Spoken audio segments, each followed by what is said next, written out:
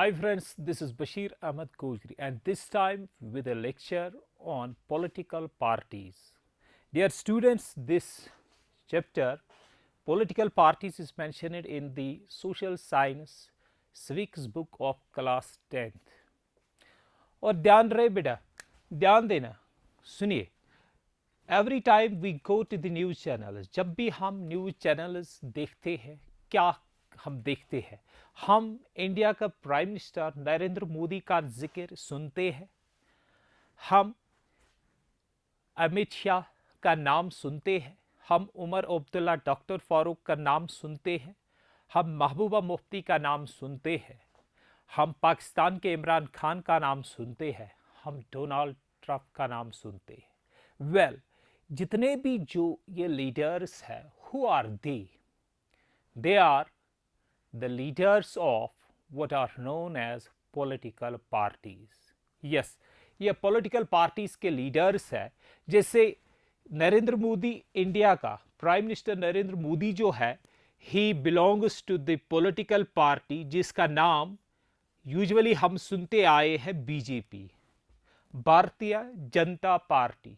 हमारी बुक में भी मेंशन है भारतीय जनता पार्टी का नाम. और इसके अपोजिशन में जो हमारा इससे पहले प्राइम मिनिस्टर रहा है जिसका नाम डॉक्टर मनमोहन सिंह रहा, तो ही also belong to a political party named Indian National Congress. और स्टेट पार्टीज का नाम आप देखिए, नेशनल कॉन्फ्रेंस का नाम हमने सुना है, हमने स्टेट में नाम सुना है पीडीपी का. सो these are political parties. So some of the political parties who were active in last election in Jammu and Kashmir included BJP, Indian National Congress, National Conference, PDP and so on. तो ध्यान रहे बेटा. अब question है, What are political parties? नाम तो हमने दिया, तो पॉलिटिकल पार्टी की डेफिनेशन में हम क्या क्या बोल सकते हैं. ध्यान रहे, बीजेपी का नाम देखते हैं तो पहले एक लीडर है, कुछ मेंबर्स है, ए ग्रुप ऑफ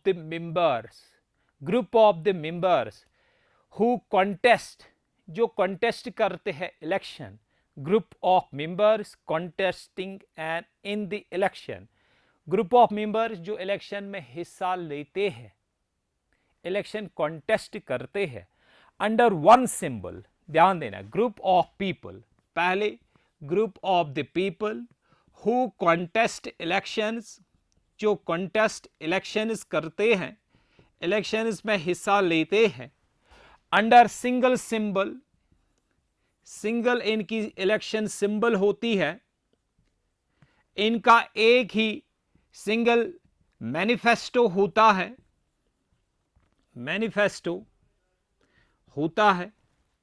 और एक और चीज, they share the same policies and programmes for the welfare of the society. That means group of the people contesting in elections with single election symbol, single manifesto, single leadership and same sharing same policies and programs for the welfare of the people. Such a group of the people constitutes a political party. ऐसा group बनाता है एक political party. तो हो गया.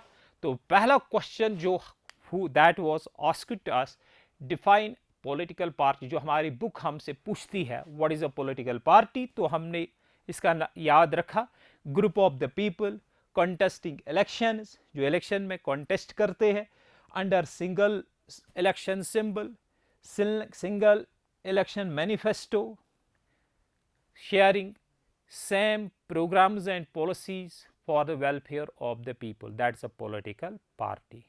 और political party में एक और चीज हम देखते हैं, political party has 3 components. Political party के 3 कंपोनेंट्स है एज पर आवर बुक. पहला है लीडर्स, इसके लीडर होते हैं, लीडर के बाद दूसरा कंपोनेंट पॉलिटिकल पार्टी का क्या है? Active members, active members. And तीसरा इस क्या है? Followers. So the three components of a political party are leaders, active members हो गए 2 and followers हो गया 3। So political party अब क्यों बनती है? पॉलिटिकल पार्टी क्यों बनती है? ध्यान रहे, पॉलिटिकल पार्टी जब बनती है, व्हाई इट इज फॉर्म्ड, ये क्यों बनती है? ध्यान रहे, पॉलिटिकल पार्टी बनती है to contest elections, to contest. जब भी पॉलिटिकल पार्टी बनती है किस लिए? ताकि ये इलेक्शन में हिस्सा लें, to contest elections.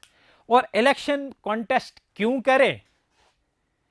To win it. हर कोई पॉलिटिकल पार्टी चाहती है इलेक्शन कॉन्टेस्ट करे and to win elections. Election जीता तो क्या करती है? To form government, to form government. जो पार्टी जीतती है वो गवर्नमेंट बनाती है, और जो ये गवर्नमेंट बनाती है that run is the government, वो गवर्नमेंट को फिर चलाती भी है, रन इज द गवर्नमेंट। आया? पॉलिटिकल पार्टी चाहती है हम इलेक्शन जीते, इलेक्शन में हिस्सा लें, इलेक्शन जीते, गवर्नमेंट बनाए, गवर्नमेंट को चलाए as per our interests, as per our views. हमारी व्यूज में जो लोगों के लिए ठीक रहेगा उन्हीं पॉलिसीज को हम इंट्रोड्यूस कर लेंगे। फॉर दैट पर्पस एक पॉलिटिकल पार्टी बनती है। और नेक्स्ट है कि इस पॉलिटिकल पार्टी का काम क्या है। जनरल में अगर हम पॉलिटिकल पार्टी नेचुरली जब भी इस इलेक्शन में लेगी, एक जीतेगी, और अगर एक पार्टी ने इलेक्शन जीता, there will be other parties who will be at the losing side, जिन्होंने जीता नहीं है। तो जनरल में हम देखेंगे what are the functions of political parties. तो पहली फंक्शन हम यहां मेंशन कर लेंगे, to contest elections, contest election. ये पॉलिटिकल पार्टी का काम है, पॉलिटिकल पार्टी का काम है टू कॉन्टेस्ट इलेक्शंस। दूसरा, जो पार्टी जीतती है, द विनिंग पार्टी, जो विनिंग पार्टी है, पार्टी जो है दैट फॉर्म्स द गवर्नमेंट, वो बनाती है government, and runs the government, runs the government. उसके बाद जो those parties which are at the losing side, जो इलेक्शन नहीं जीत पाते हैं, दे फॉर्म, वो बनाते हैं अपोजिशन। और अपोजिशन का भी एक काम होता है, opposition criticises the ruling party. Ruling party जब हुकूमत चलाती है, जो भी प्रोग्राम्स एंड पॉलिसीज लेके वो आती है, उसको क्रिटिसाइज करना, उसके नेगेटिव चीजें जो उसमें है वो लोगों तक पहुंचाना, ये अपोजिशन का काम है। इससे क्या होता है? Opposition party checks the ruling party from being despotic. इससे रूलिंग पार्टी डेस्पोटिक नहीं बनती है, रूलिंग पार्टी अपनी मनमानी ना चलाए। इसीलिए अपोजिशन हर बार रूलिंग पार्टी की जो भी पॉलिसी है उसकी नेगेटिव चीज़ें जो होती है, उसमें नेगेटिव चीज़ें जो होती है वो लोगों तक पहुंचाते हैं, ताकि लोग इन नेगेटिव चीज़ों को देख के नेक्स्ट इलेक्शन में खुद डिसाइड कर पाए अच्छी तरह कि to which party they should vote. तो अपोजिशन पार्टी का काम क्या है? To criticise the programmes and policies of the ruling party. अब जो ये रूलिंग पार्टी जो है दैट फ्रेम्स, वो बनाती है policies, that frames policies and programmes for running the government. Legislature जो बनता है, देखो जो भी लेजिस्लेशन आती है, पॉलिसीज आते हैं, प्रोग्राम्स आते हैं, गवर्नमेंट डिसीजन आते हैं, वो decision who takes the decision, who executes the decision? It is the political party. So legislations, to make the legislations, to execute the legislations, ये काम भी पॉलिटिकल पार्टी का ही है। और एक चीज़ है कि पॉलिटिकल पार्टी जो है, they mould public opinion, they mould public opinion about different issues. तो what are the main functions of political parties? ध्यान रहे, मेन फंक्शन में पहले हमने कहा टू कॉन्टेस्ट इलेक्शन। दूसरा क्या है? कॉन्टेस्ट इलेक्शन के बाद सेकंड काम है the winning party has the function, उसकी एक फंक्शन है to make the government and run the government, to frame the policies and programmes for the welfare of the citizens.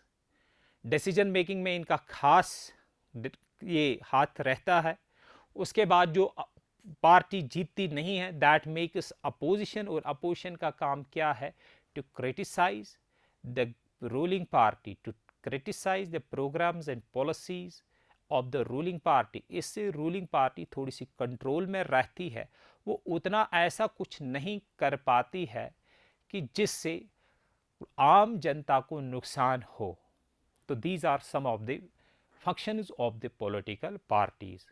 उसके बाद जो हमारी बुक में नेक्स्ट सब टॉपिक है, तो वो है what are the challenges. India में क्या चैलेंजेस है? What are the challenges faced by political parties, faced by political parties.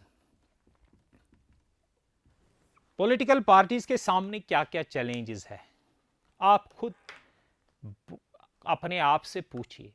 जब से हमने सुना है नेशनल कॉन्फ्रेंस की बात, जो कश्मीर में पॉलिटिकल पार्टी रही है राइट फ्रॉम 1947, तो यूजुअली जब भी नेशनल कॉन्फ्रेंस की बात आती है, या तो हम शेख अब्दुल्ला जो इन कश्मीर के प्राइम मिनिस्टर भी रहे हैं, या उसके बाद हम डॉक्टर फारूक अब्दुल्ला, या उसके बाद उमर अब्दुल्ला। लीजिए पीडीपी की बात, वहाँ भी हमने नाम सुना है मुफ्ती सईद का ज़्यादा, और उसके बाद उसकी बेटी महबूबा मुफ्ती का। अब आइए आप कांग्रेस की, इंडियन नेशनल कांग्रेस की बात करते हैं। Pandit Jawaharlal Nehru, the first prime minister of India, उसके बाद इंदिरा गांधी का नाम आता है, उसके बाद जवाहरलाल नेहरू का नाम आता है। तो ऐसा जवाहरलाल नेहरू के बाद इंदिरा गांधी, फिर राजीव गांधी, राजीव गांधी के बाद सोनिया गांधी, उसके बाद राहुल गांधी। तो एक और चीज़ दिखती है, इन बातों को अगर आप ध्यान से देखोगे तो ऐसा लगता है कि जब से ये पॉलिटिकल पार्टीज बनी है, it is not the case of Jammu and Kashmir और इंडिया। पूरे वर्ल्ड में अगर आप देखते हो, जब भी कोई पॉलिटिकल पार्टी बनती है, जो लीडर चाहे वो रिटायर पार्टी से हो जाए या चाहे उसकी डेथ हो, तो उसके बाद क्या होता है? यूजुअली उसी का बेटा इसकी जगह लेता है। अब इसका बेटा भी, जब उसका भी टाइम कंप्लीट होता है, उसके बाद उसका बेटा आता है। दैट मीन्स एक ही खानदान, पूरी पार्टी को ऐसा लगता है कि political parties have get hijacked by single dynasties. तो इसको हम कहते हैं कि डायनास्टिक सक्सेशन जो है, it is a challenge before political parties. देखो चैलेंज क्या है। सपोज यहाँ एक रूलर रहा या एक पॉलिटिकल पार्टी का लीडर रहा, जब इसका टाइम हो जाता है तो इसी का सन आता है, वो फिर पार्टी का लीडर बनता है। इसका टाइम होता है, फिर इसका सन। इससे क्या होता है कि अगर इसके पास कुछ एबल मिनिस्टर्स भी होते हैं, एबल मिनिस्टर्स, अगर एबल मिनिस्टर्स भी होते हैं, they do not gate a chance, उनके पास, उनको एक चांस नहीं मिलता है कि वो भी इस गद्दी को संभाले। So this is one of the challenge faced by political parties. और ये पूरे विश्व की बात अगर देखते हैं, पूरे वर्ल्ड में ये एक चैलेंज आता है। तो पहला चैलेंज हमने जो लिखा, दैट इज डायनास्टिक, जो डायनास्टिक सक्सेशन होती है, दिस इज वन चैलेंज। दूसरा चैलेंज आप देखिए, बीजेपी की बात जब आज हम सुनते हैं तो कुछ ही गिने चुने लीडर्स का नाम सुनते हैं। एनसी का नाम सुनते हैं तो गिने चुने लीडर्स, किसी भी पार्टी का थ्रू वर्ल्ड जब भी किसी पॉलिटिकल पार्टी की बात आती है तो मीडिया में भी गिने चुने लीडर्स उस पार्टी के आते हैं। दैट मीन्स कहीं ना कहीं जो decision making within the party है, कहीं ना कहीं जो within the party power है, that is concentrated in the hands of either one person और अ फ्यू पीपल।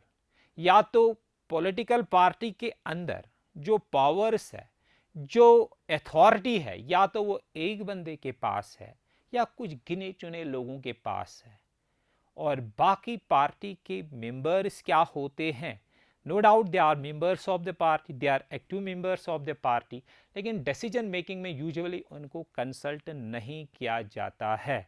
और जब एक ही पार्टी हो, इसमें बहुत सारे मेंबर्स हैं, लेकिन इन तीनों ने सपोज डिसीजन लिया और इनको कंसल्ट किया ही नहीं, क्या हो सकता है?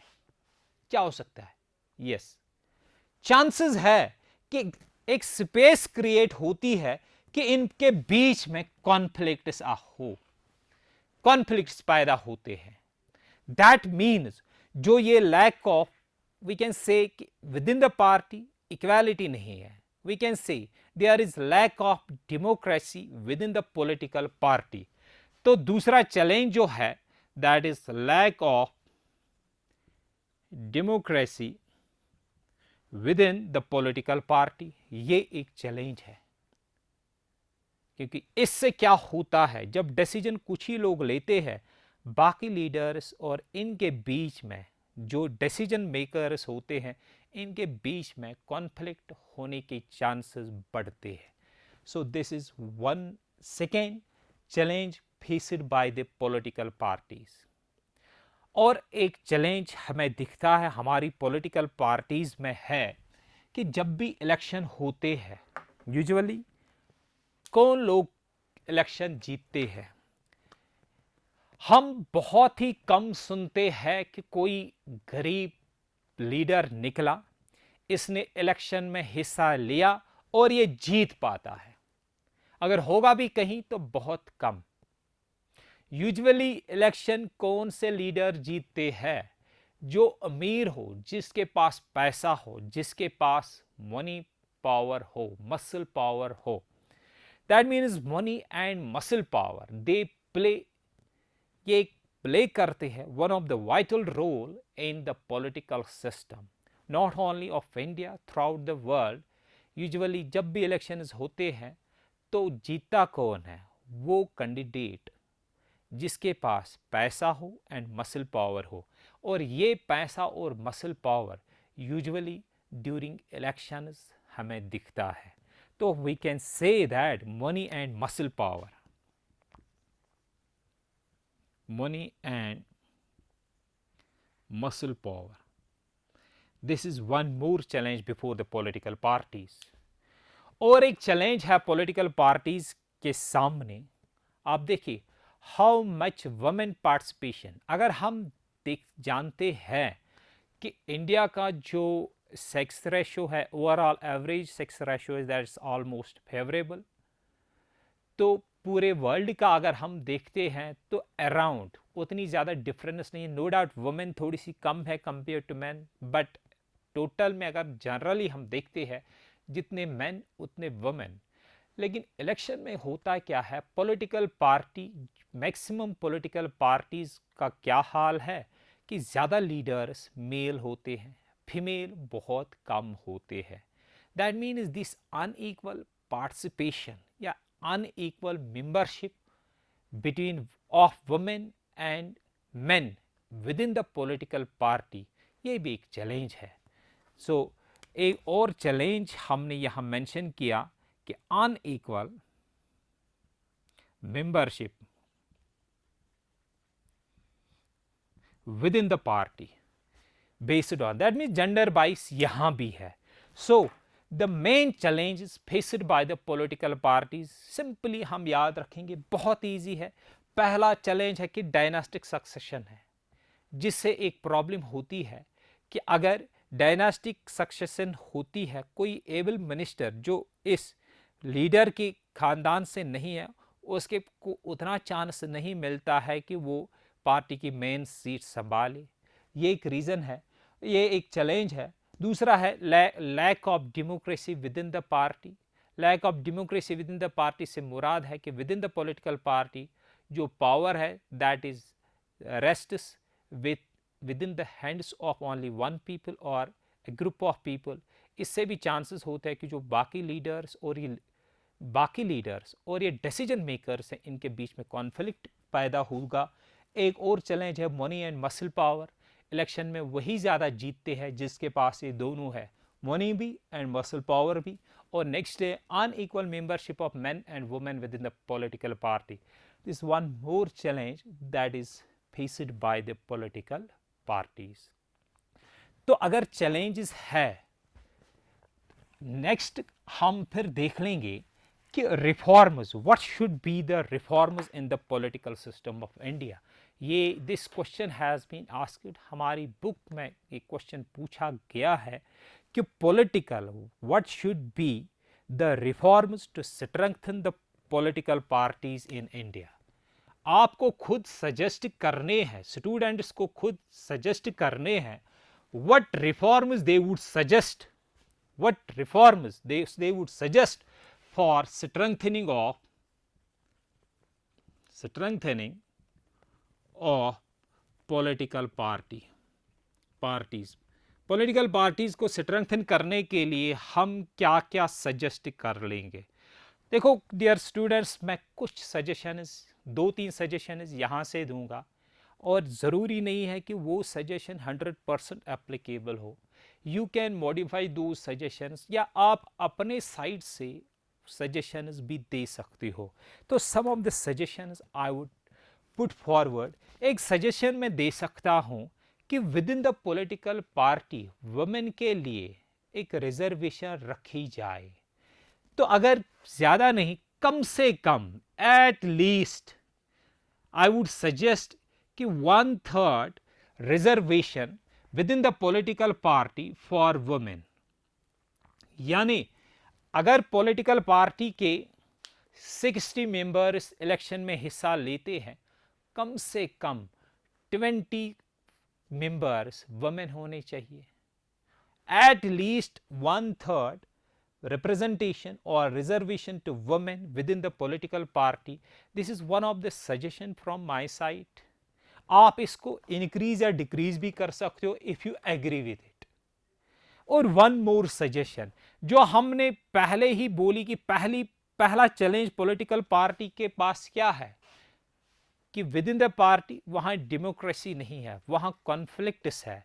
तो हम यहां सजेस्ट कर सकते हैं कि जो within the party conflicts होते हैं, इन कॉन्फ्लिक्ट्स को सॉल्व करने के लिए एक प्रोसीजर हो। There should be a procedure within the political party to solve the internal disputes. ये एक प्रोसीजर होना चाहिए। थर्ड, एक और चीज है कि हम सजेस्ट कर सकते हैं कि जब इलेक्शन हो, एक गरीब आदमी इलेक्शन के लायक है, वो एक अच्छा रूलर बन सकता है, but he is unable to contest election because of lack of money. So we can say that election should be funded. Election को फंड किया जाए by election commission of India. Election should be funded by election commission of India, but not in cash. It should be funded in kind, not in cash. So this is one more suggestion for reforming the political parties in India. और एक suggestion मैं forward कर सकता हूँ कि वो leaders जिनका criminal background हो, उन leaders को election में ना ही लाया जाए तो बेहतर है। That is, political parties should not promote those politicians to contest elections who have criminal records. तो हम क्या कर सकते हैं? Those who have criminal records, they should not be given mandate by the political party. Political party criminal record वाले को mandate ही ना दे, उसको इलेक्शन में वो लाए ही ना. इवन हम आप यहाँ, क्योंकि क्वेश्चन हमसे पूछा गया है कि आप क्या रिफॉर्म चाहते हो, हम वी वुड सजेस्ट, एक और चीज़ हम सजेस्ट कर सकते हैं कि जो भी कैंडिडेट इलेक्शन में आए, एटलीस्ट उसको एडमिनिस्ट्रेशन, उसको पॉल साइंस, उसको पॉलिटी के बारे में कुछ तो नॉलेज होनी चाहिए. एक educational qualification, certain educational qualification should be there, कि eligibility, election qualification, educational qualification भी रखी जाए एक कैंडिडेट के लिए कि कब वो किस एजुकेशन क्वालिफिकेशन के साथ के बाद वो इलेक्शन में आ सकता है. So these are where some of the important topics meant for the students of class 10th. Time मिला तो फिर से आएंगे नेक्स्ट क्लास में इस चैप्टर को एंड तक ले जाने के लिए. Thank you.